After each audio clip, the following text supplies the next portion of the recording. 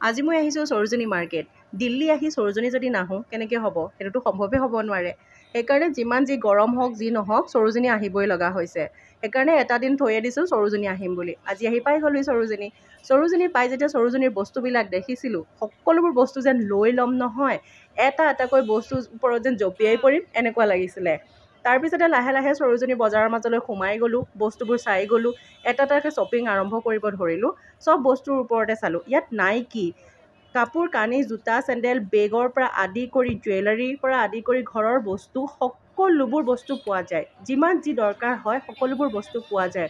আৰু ইমানেই unique unique বস্তু পোৱা যায় যিবিলাক দেখি চববোৰ লৈ যাব মন যায়। কিন্তু উপায় নাই, ল'বতো নোৱাৰোঁ, কাৰণ আমি ফ্লাইটত যাব লাগিব। সেইকাৰণে ৱেটৰো কথা থাকে, লাগেজৰ ৱেটৰ ওপৰতো ডিপেণ্ড কৰিবলগীয়া হয়। কিন্তু তথাপিতো ইমান গৰমৰ মাজতো সৰোজিনীত শ্বপিং কৰিবলৈ নেৰিলোঁ।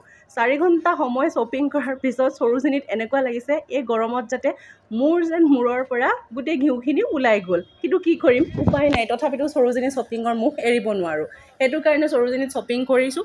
শ্বপিং কৰি তাৰপিছত লাহে লাহে ইটো সিটো খালোঁ, যিমান পাৰোঁ পনীয়া বস্তু খাব ট্ৰাই কৰিলোঁ, যেনে নেমু পানী জুচ সেইবিলাক বস্তুৱে খাইছোঁ।